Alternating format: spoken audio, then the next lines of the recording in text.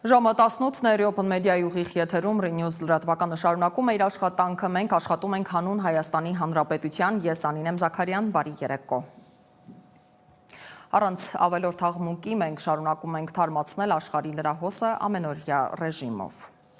Եվ այսպես հունիսին Կարմիր խաչի միջազգային կոմիտեի ներկայացուցիչները կրկին տեսակցել են Բաքվում պահվող հայերին, լրատվամիջոցներին տեղեկացրել է Կարմիր խաչի միջազգային կոմիտեի հայաստանյան գրասենյակի հաղորդակցության ծրագրերի պատասխանատու Զարա Ամատունին։ Տեսակցության ընթացքում տեղի են ունեցել առանձնազրույցներ, հնարավորություն է տրվել կապվել հարազատների հետ եւ փոխանցվել են փաթեթներ ընտանիքների կողմից։ Ինչ վերաբերում է Բաքվում Կարմիր խաչի գրասենյակի փակմանը, ապա այն առայժմ շարունակում է գործել իր մանդատի շրջանակում։ Վարչապետ Փաշինյանը, որ այսօր խորհրդարանում էր անցած տարվա բյուջեի կատարողականը ներկայացնելու օրակարգով, հայտարարել է, թե 2022 թվականի հոկտեմբերի 6-ից ինքը դարձել է Հայաստանի առաջին ղեկավարը, որը ճանաչել է Հայաստանի տարածքային ամբողջականությունը։ Նրա խոսքով այդ պահից է ինքն իրեն զգում Հայաստանի լիարժեք վարչապետ։ Մենք հիշեցնենք, որ նշված ամսաթվին, այսինքն 2022 թվականի հոկտեմբերի 6-ին Նիկոլ Փաշինյանը Պրահայում Արցախը ճանաչեց Ադրբեջանի տարածք։ Երբ որ ես նոր Հայաստանի Հանրապետության վարչապետ դարձա, ընտրվեցի, շատ արագ ես ինքս ինձ համար արձանագրեցի, որ ես Հայաստանի Հանրապետության վարչապետ եմ պայմանականորեն եւ ես ավելի շատ ֆորպոստի վարչապետ եմ։ 2025 թվականի հունիսին ինձ համար ամենաշատը հենց սա է փոխվել, որ ես արձանագրում եմ, որ Հայաստանի Հանրապետության լիարժեք եւ ամբողջական վարչապետ է։ Բելարուսի արտաքին գործերի նախարար Մաքսիմ Ռիժենկովը հայտնել է, որ Նիկոլ Փաշինյանը հերակակարգով կմասնակցի Եվրասիական տնտեսական միության նիստին, ԵԱՏՄ անդամ բոլոր պետությունների, Ռուսաստանի, Ղազախստանի, Ղրղստանի ղեկավարները բացառությամբ վարչապետի հաստատել են իրենց անձնական ներկայությունը միջոցառմանը։ ԵԱՏՄ գագաթնաժողովը կկայանա հունիսի 26-ից 27-ը։ Հիշեցնեմ, որ ամիսներ առաջ Փաշինյանը հայտարարել էր, որ խոր տարաձայնությունների պատճառով ինքը Բելարուս որևէ առիթով չի այցելի։ Վերջին օրերին լրահոսում ակտիվ քննարկվում է վարչապետի այցը Թուրքիա։ Լուրն առաջինը հաստատել էր անվտանգության խորհրդի քարտուղար Արմեն Գրիգորյանը։ Հիմա արդեն պաշտոնական հայտարարություններ են տարածվում։ Հունիսի 20-ին նախատեսվում է Նիկոլ Փաշինյանի առաջին աշխատանքային այցը Թուրքիա։ Թե թուրքական, թե հայկական լրատվամիջոցներում կանխատեսումներ են արվում հանդիպման օրակարգի վերաբերյալ։ Ըստ թուրքական ձևակերպման Էրդողան-Փաշինյան հանդիպման ընթացքում խաղաղության պայմանագիրը եւ Զանգեզուրի միջանցքի հարցն են քննարկվելու։ Մամուլի կանխատեսումներն ամփոփել է իմ գործընկեր Լիլիթ Մուրադյանը։ Պատմական այս ձևակերպումն են օգտագործում թուրքական հայտնի լրատվամիջոցներ իրենց գլխագրերում ու շարունակում Թուրքիան սպասում է Նիկոլ Փաշինյանին։ Վաղը Անկարայում կհանդիպեն Փաշինյանն ու Էրդողանը, սա ամենաբարձր մակարդակով Հայաստանի ղեկավարի առաջին աշխատանքային այցն է Թուրքիա։ Թե ինչ են քննարկելու, Փաշինյանը լրագրողներին չի ասել։ Այցի վերաբերյալ ուղղակի պայմանավորվածությունները չխախտելու համար համատեղության իմաստով հայտարարությունների այս պահին ընդամենը ասեմ այն ինչ որ արդեն հայտնի է։ Պատմական այդ ձևակերպման հեղինակ Ալեն Սիմոնյանը լրագրողներին ասել էր, կապ չունի, որ երկրի աջակցությամբ կկնքվի խաղաղության պայմանագիրը, այն ըստ նրա լինելու է բոլորի շահերից բխող։ Հայաստանը եւ Ադրբեջանը որևիցե մի երկրի, նույնիսկ ոչ տարածաշրջանային երկրի աջակցությամբ կամ որևիցե մի մայրաքաղաքում, եթե խաղաղության պայմանագիր ստորագրեն, դա կլինի բոլորի շահերից, բայց ինչպես տեսակ, խաղաղության պայմանագիրը Ադրբեջանը եւ Հայաստանը ավարտին հասցրեցին միասնական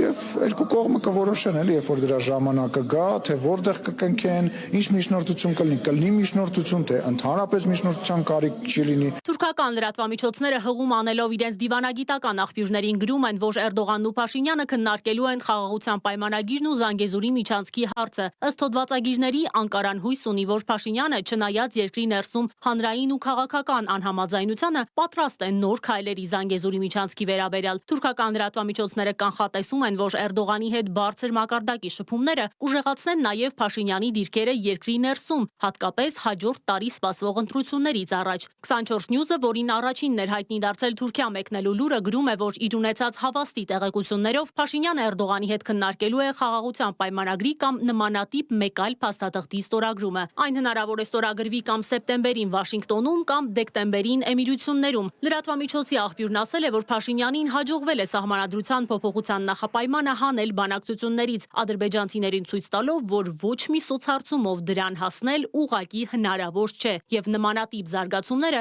վտանգավոր են իր իշխանության համար։ Դրա փոխարեն նա հանձն է առել հայ առաքելական եկեղեցու դիրքերը թուլացնելը։ Կա նաև երկրորդ նախապայման՝ հեռացնել ռուսական ռազմաբազան պայմանագրի ստորագրումից հետո։ Իդեպ մինչև Փաշինյանի հետ հանդիպումը այսօր Էրդողանը հանդիպելու է Ադրբեջանի նախագահ Ալիևի հետ։ Նախագահները մասնակցելու են երկրաշարժից հետո Քահրամանմարաշ քաղաքում կառուցված ադրբեջանական թաղամասի բացմանը։ Հնարավոր է վաղը Անկարայում հանդիպեն նաև Փաշինյանն ու Ալիևը, թե հայկական, թե ադրբեջանական կողմերից հայտնում են, որ նման հանդիպում նախատեսված չէ, թեև մեկ անգամ չէ, որ տարբեր առիթներով Փաշինյանն ու Ալիևը, ինչպես ասում են, ոտքի վրա շփումներ են ունեցել։ Լիլիթ Մուրադյան, Reopen Media։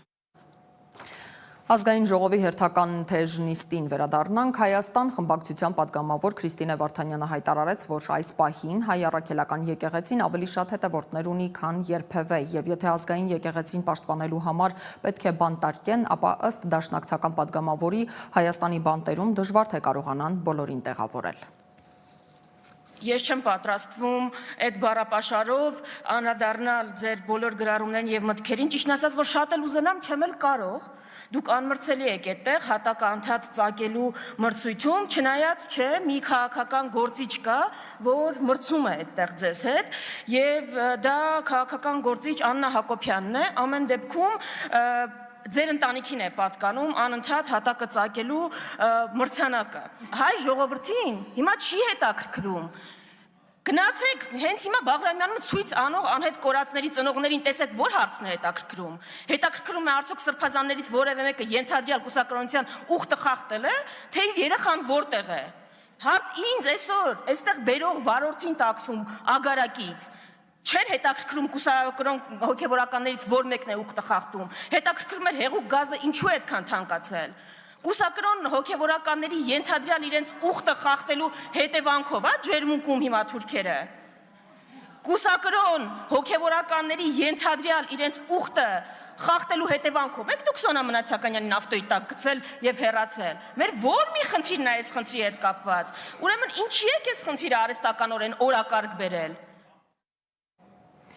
Ազգային ժողովի նախագահ Ալեն Սիմոնյանն էլ արտահերթ ելույթ ունեցավ եւ հորդորեց, որ եկեղեցու եւ իր խոսքով կտրիչ Ներսիսյանի միջև կամ քերակնոջ միջև հավասարության նշան չդնեն։ Ազգային ժողովի խոսնակն արձանագրեց, որ մեջբերում եմ Հայաստանում որևէ մեկը որևէ տեղ եկեղեցու հետ խնդիր չունի, հավատքի հետ ոչ մի խնդիր չունի։ Դիտենք հատվածը։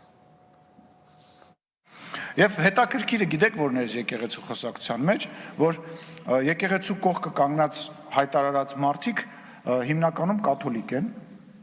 եւ կաթոլիկ եկեղեցու ներկայացուցիչներ են, այսինքն իրանք այնքան են կանգնած, որ այլ եկեղեցու ներկայացուցիչներ են եւ դրա մասին որևիցե մեկը չգիտես թե ինչու չի խոսում, բայց միևնույն ժամանակ այդ նույն անձնավորությունները, որոնք որ խոսում էին խմբակների մասին, որոնք հոխորտում էին Հայաստանի Հանրապետության հասցեին, հələ մի հատ պատկերացրեք, որ այն երկրում, որտեղ որ իրանք փող են աշխատում եւ բնակվում են, օրինակ Ռուսաստանի Դաշնությունում, կես բերան մի հատ ասեին այն խմբակը, որ այսօր ղեկավարում է Ռ տառը, ասեին ինչ կլիներ իրանց հետ։ Ինչ կլիներ իրանց հետ։ Ընդդիմադիր պատգամավոր Աննա Գրիգորյանն իր ելույթը սկսեց Նիկոլ Փաշինյանից մի ձայնագրությամբ։ Գրիգորյանը խոսեց WhatsApp-ի SMS-ների եւ Facebook-յան արդարադատության մասին։ Պատգամավորի ելույթին տեղից արձագանքեց վարչապետ Նիկոլ Փաշինյանը եւ ազգային ժողովում իրավիճակը կտրուկ սրվեց։ Որևէ կերպ չվախենակ, ես չեմ վախենում, 100,000-ավոր մարդիկ չեն վախենում եւ իսկապես չկա մի բանդ, որում կարող եք տեղավորել 100,000-ավոր մարդկանց, ովքեր պահելու են իրենց ինքնությունը, ովքեր լինելու են եկեղեցու կողքին եւ այն մարդկանց կողքին, ովքեր իսկապես արժեք են ստեղծում։ Շնորհակալություն։ Մենք ենք շնորհակալ Տիկին Գրիգորյան, լրություն։ Առաջարկ կա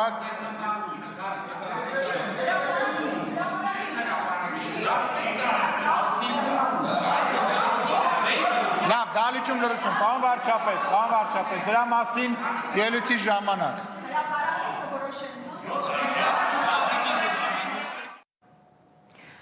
Իշխող խմբակցությունից Վահագն Ալեքսանյանը հորդորեց վախերից չխոսել եւ Աննա Գրիգորյանի ելույթին արձագանքելով շարունակեց. Ժողովուրդ ջան, այս երկրում Հայաստանի Հանրապետությունում պետական պաշտոն զբաղեցրած միակ մարդը, ով Ալիևից ոչ միայն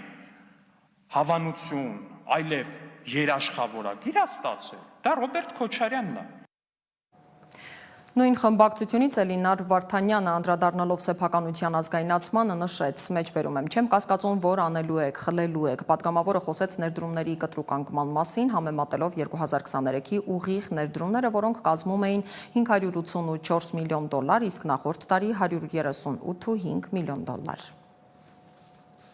Դուք adekvat եք, երբ այս ամբիոնից գալիս եք եւ հոխորտում եք սեփականության ազգայնացման մասին։ Ես չեմ կասկածում, անելու եք, խլելու եք։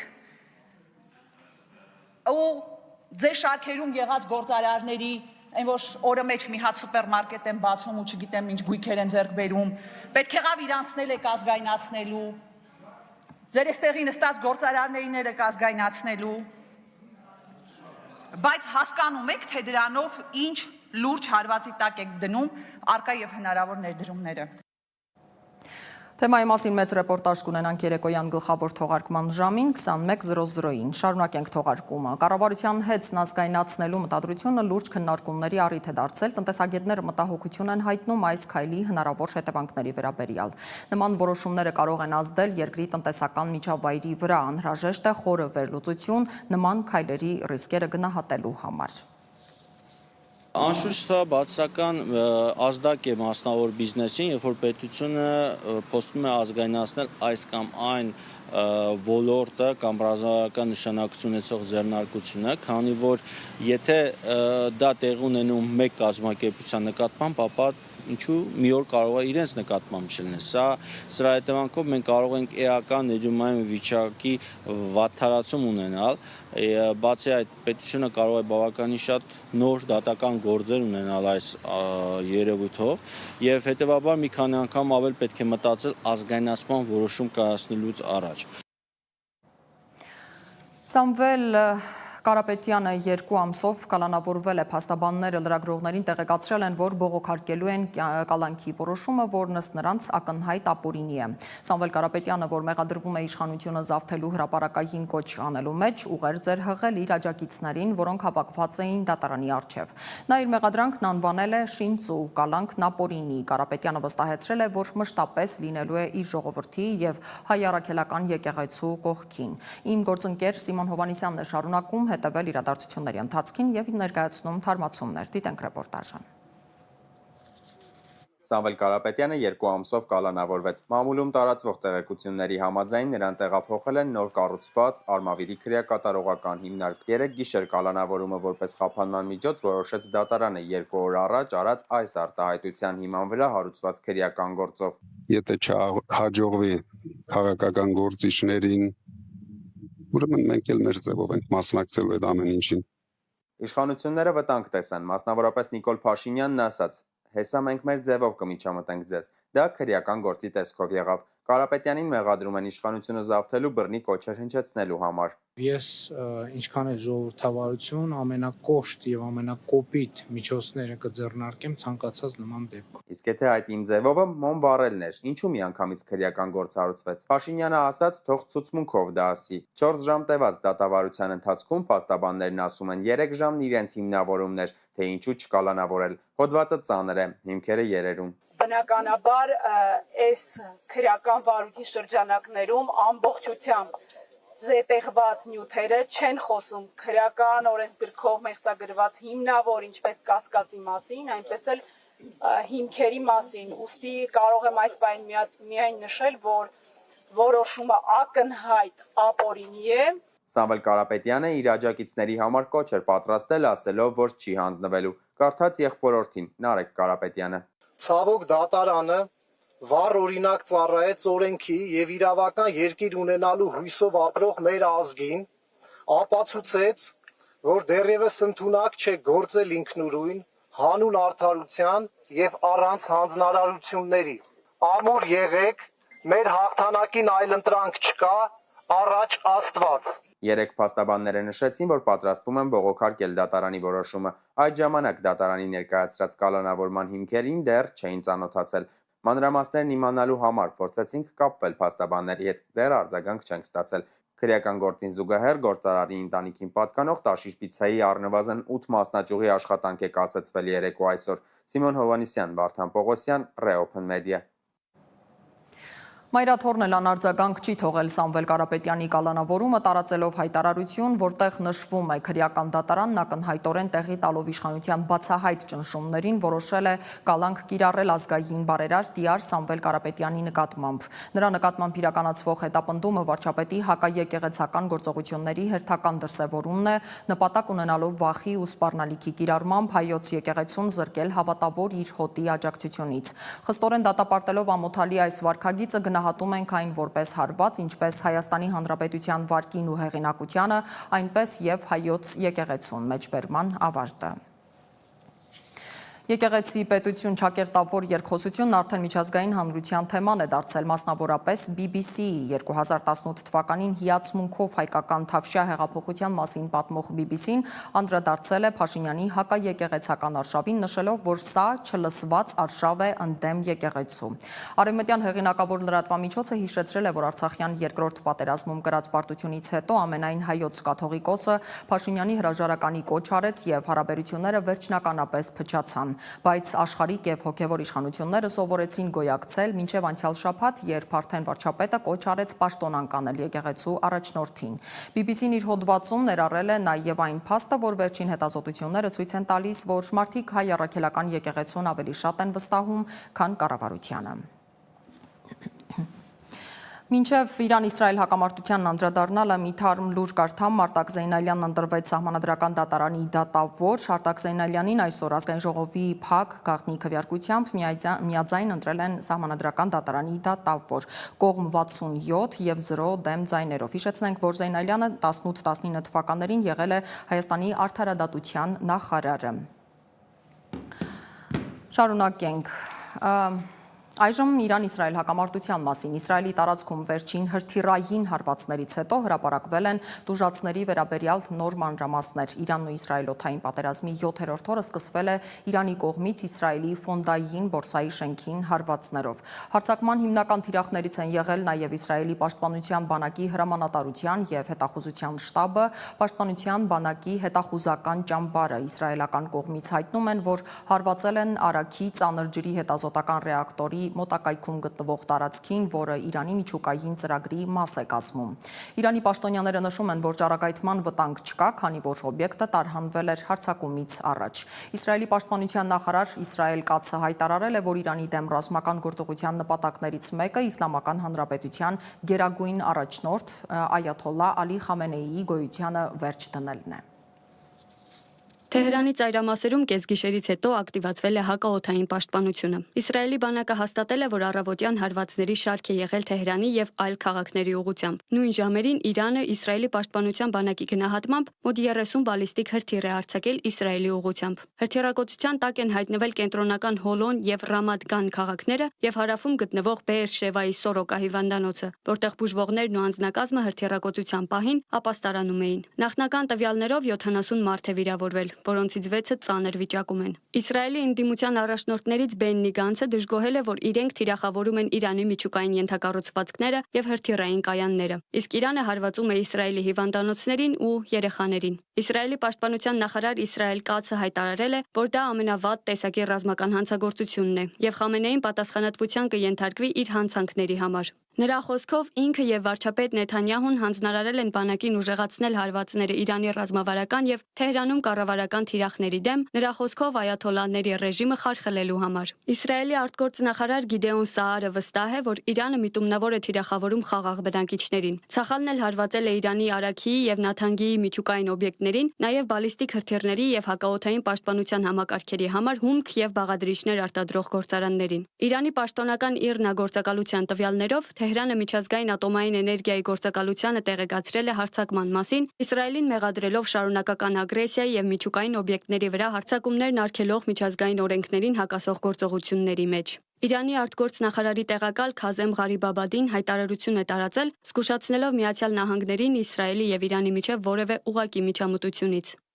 Եթե ԱՄՆ ցանկանում է ակտիվորեն միջամտել եւ աջակցել Իսրայելին, Իրանը այլ ելք չի ունենա, քան օգտագործել իր գործիքները ագրեսորներին դաս տալու եւ ինքնապաշտպանվելու համար։ Մեր ռազմական որոշումներ կայացնողների ձեռքում կան բոլոր անհրաժեշտ սցենարները։ Մենք խորհուրդ ենք տալիս ԱՄՆ-ին գոնե մի կողմ մնալ, եթե նրանք չեն ցանկանում կանգնեցնել Իսրայելի ագրեսիան։ Իրանի գերագույն առաջնորդ այաթոլլա Ալի Խամենեին զգուշացրել է Վաշինգտոնին, որ հակամարտությանը նրա մասնակցությունը անդառնալի վնաս կհասցնի ԱՄՆ-ին։ Այաթոլլայի հայտարարությունը հնչել է ԱՄՆ-ի նախագահ Դոնալդ Թրամփի սոցցանցերում անվերապահ կապիտուլյացիա պահանջելուց մեկ օր հետո, որտեղ նա նշել էր, որ ԱՄՆ-ն գիտի, թե որտեղ է գտնվում Խամենեին, բայց առայժմ չի պլանավորում սպանել նրան։ Իսրայելի բանակի տվյալներով Իրանի վրա վերջին հարվածները վնաս են հասցրել ուրանի ցենտրիֆուգների արտադրության եւ հրթիռների բաղադրիչներ արտադրող գործարաններին։ Անցած 7 օրերին Իրանն արձակել է մոտ 400 հրթիռ Իսրայելի ուղղությամբ։ Իսրայելը պաշտոնապես հայտարարել է 24 խաղաղ բնակչի մահվան մասին։ Իրանը տեղեկացրել է առնվազն 224 զոհի մասին, որոնց մեծ մասը խաղաղ բնակիչներ են, սակայն այդ թիվը արդեն 3-րդ օրն է, չի թարմացվել։ Մոնիկա Հայրոյան, Reopen Media։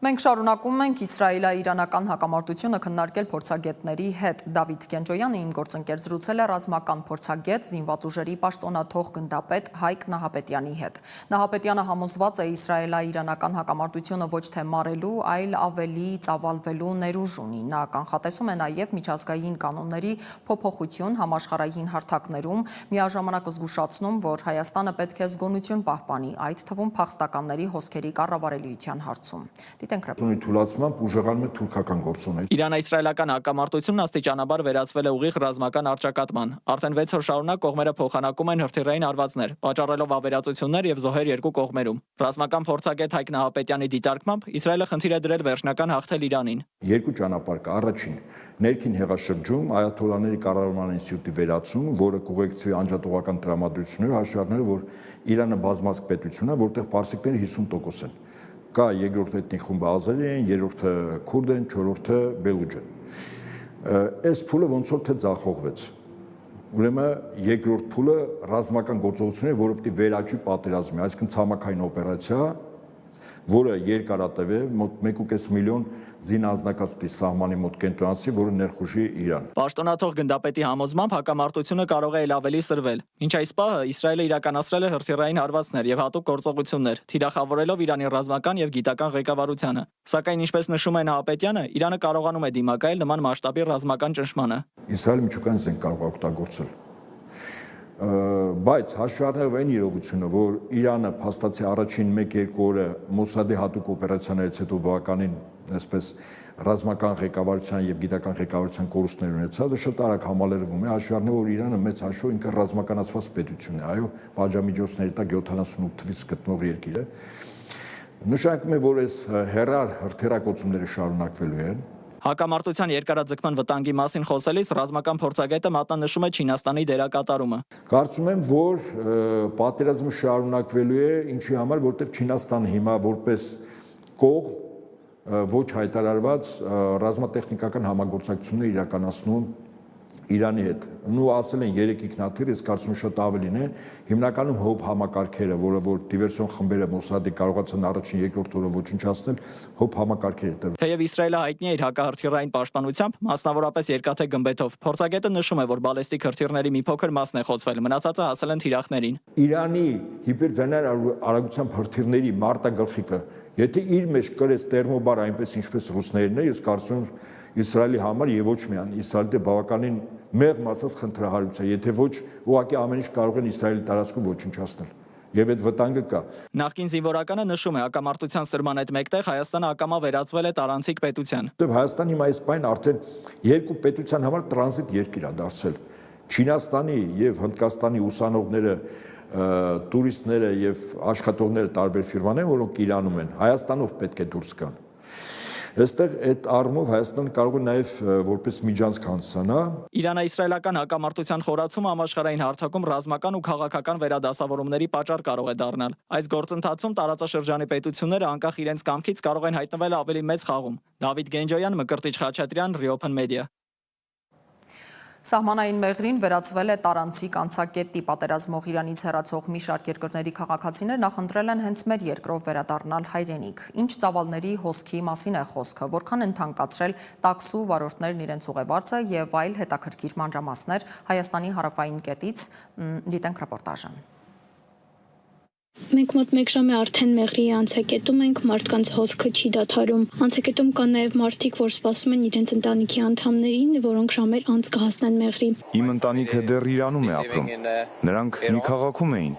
Թեհրանին մոտ, եւ նրանք շատ վախեցած են իրավիճակից ու բազմաթիվ ռմբակոծություններից, պատերազմից եւ ուզում են գալ Հայաստան։ Ես էլ այստեղ սպասում եմ նրանց գալուն։ Արդեն շատ ժամ է, դեռ սպասում եմ։ Մեզնից 2 օր պահանջվեց մինչև սահման հասնելը եւ ես շատ զարմացած էի, թե հայ ոստիկանները որքան սիրալիր ու բարի էին։ Մեզ շատ լավ վերաբերվեցին եւ շատ հեշտ, առանց որևէ խնդրի։ Հիմա գնում ենք օդանավակայան, իսկ հետո Շտուտգարտ։ Մեկնում ենք Շտուտգարտ։ Հույս ունենք, որ ամեն ինչ լավ կլինի, որ Իրանի եւ Իսրայելի միջև խաղաղություն կլինի։ Զրուցել ենք Մեղրիից Երևան ուղևորների փոխադրող տաքսիստների հետ, ըստ նրանց մեդիայում տարածված սակագները կեղծ լուրեր են։ Փոքր մեքենաները տեղափոխում են 20,000 դրամով, 4 տեղանոցները 50,000 դրամով, 6 տեղանոցների տեղափոխման գինը տատանվում է 60-ից 70,000 դրամի սահմաններում։ Վարորդները ասում են, որ սակագները պայմանավորված են ճանապարհի երկարությամբ, ինչպես նաև վառելիքի ծախսով։ Իրավիճակի հետ կապված Մեղրիի համայնքապետի հետ մանրամասն զրուցել է իմ գործընկեր Մերի Դանիելյանը։ Այնտեղ աշխատող, բիզնեսմեն, սովորող, չգիտեմ, տուրիստ, ովքեր գնացել են, հիմնական իրանք են գալիս։ Երբ մեկ որ համեմատական ենք անում, Պարսկաստանի բնակիչները դե կազմում են 20%, 25%, տենց։ Հայերել կան, հիմնական այլ ազգի քաղաքացիներ են։ Ես հանդիպել եմ տաքսու վարորդների հետ, ասեմ ձեզ, տաքսին անհատական տաքսիստներ են, խոսացել ենք իրանց հետ, խնդրել ենք, որ այդ գները իջեցնեն, սովորական ինչքանով որ գնում են եղել նախկինում, նույն գնով տեղափոխեն Երևան։ Նշեմ նաև, որ այս տարվա հունվարի 1-ից ռուս սահմանապահները հեռացել են հայ-իրանական սահմանի հսկիչ սահմանային կետից եւ այժմ սահմանը ամբողջությամբ հսկվում է հայկական մարմինների կողմից։ Մեղրու անցակետը մինչև հաջորդ տարի պլանավորվում է արդիականացնել։ Ծրագիրը, որի ընդհանուր արժեքը կազմում է ավելի քան 25 միլիոն եվրո, իրականացվում է Հայաստանի Հանրապետության կառավարության, ինչպես նաև Եվրամիության համաֆինանսավորմամբ։ Անի Հովանեսյան, Գևորգ Ցյանոսյան, Reopen Media։ Վաղ առավոտից մեր նկարահանող խումբը ճամփա է ընկել դեպի Մեղրի, հասկանալու թե ինչ իրավիճակ է այնտեղ եւ ամբողջ օրվա ընթացքում նրանք մեզ պատմելու են տեսածի մասին։ Այս պահին ուղիղ կապ ենք հաստատում իմ գործընկեր Անի Հովանեսյանի հետ։ Անի, ողջույն, լսում եք ինձ։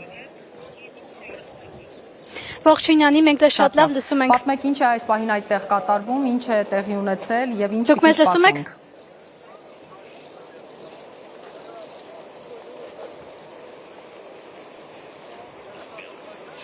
Այս պահին իմ մեջքի ետևում գտնվում է Մեղրի Իրան անցակետը, առավոտվանից ուղևորների հոսքը այստեղ չի դադարում։ Մենք փորձել ենք կապ հաստատել այստեղի աշխատողների հետ, որպեսզի հավելյալ ինֆորմացիա տրամադրենք, թե սահմանապահների հետ, թե ազգային անվտանգության ծառայության աշխատակիցների հետ, բայց նրանք հրաժարվում են որևէ մեկնաբանություն տալ։ Ինչպես նշվեց մերի ռեպորտաժում, Մեղրի համայնքապետը արդեն փորձում է կարգավորել տաքսիների աճող սակագների հարցը։ Ես զրուցել եմ այստեղի վարորդների հետ, նրանք չցանկացան տեսախցիկի առաջ խոսել, բայց ասում են, որ մեդիայում տարածվող լուրերը, որ մեկ անձից վերցնում են մի քանի $100 տեղափոխելու համար, սուտ է եւ չի համապատասխանում իրականությանը։ Մեր նախնական դիտարկումներով այստեղ խմբված տղամարդկանց մեծ մասը վարորդներ են եւ սպասում են Իրանից ուղևորների, որպեսզի տեղափոխում իրականացնեն։ Անի, շնորհակալություն հարցին արձագանքելու համար։ Անի, ուզում եմ հասկանալ սովորականից տարբեր են, չէ՞, գները փաստորեն տեսանյութում մենք հասկացանք դա, իսկ վարորդների հետ խոսել եք, հարցրել եք, թե ինչու է այդպես, ինչու են բարձրացրել։ Վարորդների հետ երբ խոսում էի, անի հիմնականում շեշտում էին այն, որ այստեղից Երևանի օդանավակայան կամ ընդհանրապես Երևան մի քանի 100 կիլոմետր է հեռավորությունը եւ բավականին շատ վառելիք է ծախսվում դրա վրա։ Ավտոմեքենաների տարբեր չափսերի դեպքում գները տարբեր են, երկու տեղանոցի դեպքում տատանվում է 20-ից 30 հազարի սահմաններում, 4 տեղանոցի դեպքում մինչև 50 հազար, 6 եւ ավել տեղանոցների դեպքում գուցե լինի 70 կամ նույնիսկ 80 հազար դրամ տեղափոխման համար, բայց նրանք ասացին, որ այդ գումարը մեկ ուղևորից չի գանձվում, այլ գանձվում է ընդհանուր մեքենան ամբողջությամբ Երևան տեղափոխելու համար։ Իսկ օտարերկրացիներ են այդտեղ ավելի շատ, թե հենց բնիկները, իրանցիները։ Կասեմ, որ իրանցիները բավականին փոքր քանակություն են կազմում եկողների շրջանակում, ավելի շատ կան այլազգիներ, ինչքանով ես եմ տեղյակ, Չինաստանի Ժողովրդադեմոկրատական Հանրապետությունը երեք հայտարարել էր, որ իրենց քաղաքացիները լքեն Իրանը, այստեղ ես արդեն տեսել եմ մոտ 10-20 Չինաստանի քաղաքացիների, որոնք ուղևորվում էին դեպի Երևան։ Իսկ ընդհանուր առմամբ ինչ տրամադրություններ են, անի ինչ սպասելիքներ ունեն։ Խոսել եմ այստեղ Թեհրանից ժամանածների հետ եւ Իրանի տարբեր մասերից ժամանածների հետ, նրանց մեծ մասը նույնպես ցավոք չի համաձայնվում տեսախցիկի առաջ խոսել, նրանք հիմնականում ցանկանում են մեկնել հասնել Երևանի օդանավակայան եւ այնտեղից մեկնել, այսինքն Հայաստանում մնալու հետ կապված այն մարդկանց հետ, ում հետ որ ես եմ զրուցել, դեռևս տեղեկատվություն ինձ չեն տվել։ Շատ լավ, անի, շնորհակալ ենք շատ ուղիղ միացման համար։ Հուսամ դեռ ընթացիկ գլխավոր թողարկման ժամին էլ մենք կկարողանանք կապ հաստատել ձեզ հետ եւ նոր թարմ տեղեկատվություն կհաղորդեք մեզ։ Ես հիշեցնեմ հարգելի հեռուստադիտողներ, որ մենք զրուցում էինք իմ գործընկեր Անի Հովհաննիսյանի հետ, շարունակենք թողարկումը։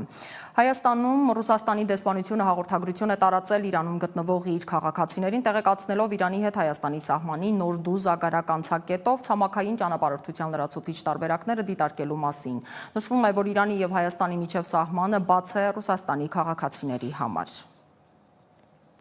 Չինաստանի ավելի քան 600 քաղաքացիներ երեք երեկոյան դրությամբ Իրանի ցագարակի սահմանային անցակետով արդեն մուտք են գործել Հայաստան։ Տեղեկությունը լրատվամիջոցներին փոխանցել են Հայաստանում Չինաստանի դեսպանատնից։